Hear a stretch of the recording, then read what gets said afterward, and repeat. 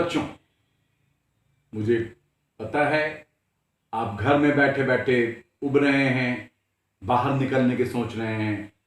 कुछ लोग खेलने के लिए, कुछ साइकिल चलाने के लिए। खैर फिलहाल तो थोड़ा इंतजार करना होगा, लेकिन हम आपको आज घर बैठे साइकिल की सवारी कराएंगे। जी हां, आज हम लोग आपके हिंदी पाठ्य पुस्तक के पाठ संख्या 2 साइकिल की सवारी पढ़ने जा रहे हैं।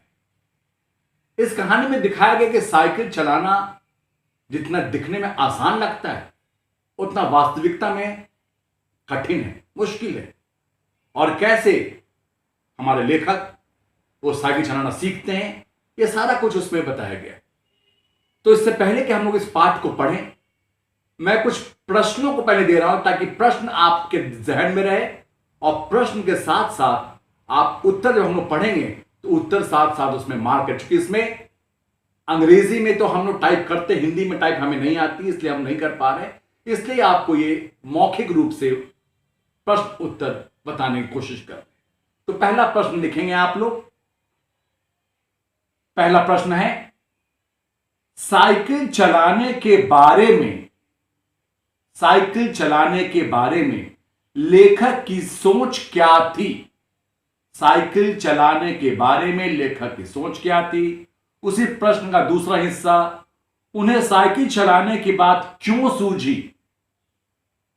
प्रश्न 2, साइकिल चलाने के लिए लेखक ने क्या युक्तियां लगाई? फिर से दोहराते हैं, साइकिल चलाने के लिए लेखक ने क्या युक्तियां लगाई? प्रश्न 3, उस्ताद किसे कहते हैं? उस्ताद का विलोम शब्द बताएं। प्रश्न 4, साइकिल चलाने की बात सोचकर लेखक मन ही मन खुश क्यों हुए?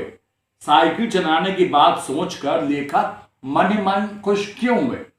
और आखिरी प्रश्न आज के लिए, फिर आगे लिखेंगे, उस्ताद को अपने सामने देख लेखक ने क्या किया? उस्ताद को अपने सामने देख लेखक ने क्या किया? उसी प्रश्न का दूसरा हिस्सा, उस्ताद कितना फीस मांगते थे? उस्ताद कितना फीस मांगते थे? तो अब इन प्रश्नों को जहन में रखते हुए, दिमाग में रखते हुए हम लोग शुरू करते हैं अपने अध्याय को कि साइकिल सवारी कैसे हुई और क्या हुई। तो चलते हैं हम लोग साइकिल की सवारी करने। शायद सन 1932 की बात है ये। बैठे बैठे ध्यान आया कि चलो साइकिल चलाना सीख लें। इसकी शुरुआत यूं हुई कि हमारे लड़के ने बिना बताए यह विद्या सीख ली और हमारे सामने साइकिल पर सवार होकर निकलने लगा। सोचा क्यों हम ही जमाने भर में फिसड्डी रह गए। फिसड्डी मतलब पीछे रह जाना। सारी दुनिया चलाती है, जरा जरा से लड़के चलाते, मूर्ख और गवार चलाते हैं, क्या हम नहीं चला सकेंगे? तो यह सोच के उनके मन में बात आई कि क्यों नहीं हम भी साइकिल चलाएं।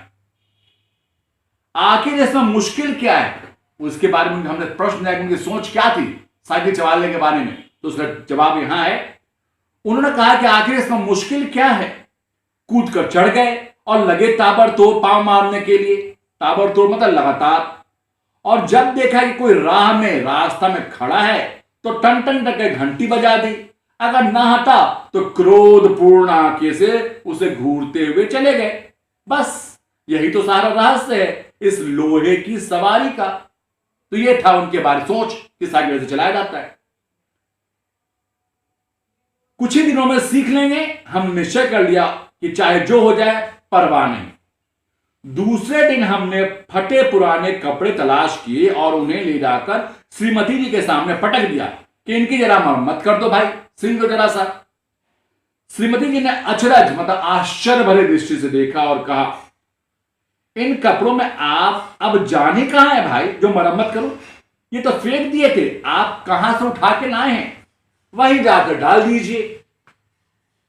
हमने मुस्कुराते हुए श्रीमती जी की तरफ देखा, उनसे कहा, तुम हर तरह बहस मत क्या करो भाई, आखिर मैंने ढूंढ ढूंढ कर लाया हूं, ऐसे ही थोड़ी उठा लाया, इन्हें सिलकर ठीक ठाक कर दो। श्रीमती जी बोली, पहले बताओ कि इनका करोगे क्या? आखिर में इन्हें बताना ही पड़ा कि रोज रोज तांगे का खर्च मार डालता है।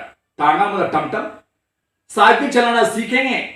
हमने जरा रॉब से कहा कि साइकिल चलाना सीखेंगे भाई। आखिर बाइसिकल से एक दो बार गिरेंगे नहीं, और फिर गिरने में तो कपड़े फटेंगे। और जो मूर्ख हैं वे नए कपड़ों का नुकसान करते हैं, और जो बुद्धिमान हैं वे पुराने कपड़ों से काम चलाते हैं। तो युक्तियां क्या क्या की उसने, नए कपड़े की जगह पुराने कपड़े बनवाए। दूसरा, मालूम होता है हमारी युक्ति मतलब सुझाव, प्लान का जवाब हमारी श्रीमती जी के पास नहीं था, क्योंकि उन्होंने उसी समय उन कपड़ों की मरम्मत शुरू कर दी, सिलाई शुरू कर दी। और इधर हमने बाजार में जाकर जंबक के 2 डिब्बे खरीद लिए, ताकि चोट लगने पर उसी समय इलाज किया जा सके। जंबक कहते मलहम। अब तो ये दूसरा उपाय हुआ कि जंबक के डिब्बे खरीद लिए युक्ति में। और तीसरा, उन्होंने एक उस्ताद को तलाशा, टीचर, उस्ताद जो उन्हें सिखा सके। इसी उधेड़ में बैठे थे। उधेड़ मतलब सोच रहे क्या करे क्या ना करे, कि लक्ष्मी नारायण तिवारी आगे बोला, अरे भाई आज हो जाए एक बारी शतरंज की। हमने सिर हिलाकर, नहीं भाई नहीं साहब, आज इच्छा नहीं है। तिवारी जी हमारे पास बैठकर बोले, अरे भाई मामला क्या है, पत्नी से झगड़ा तो नहीं हो गया है? हमने कहा, तिवारी भैया क्या कहें, सोचा था कि लाओ साइकिल की सवारी सीख लें, लेकिन अब कोई ऐसा आदमी नहीं दिखाई देता जो हमारी सहायता करे। बताओ ऐसा कोई आदमी है तुम्हारी नजर में?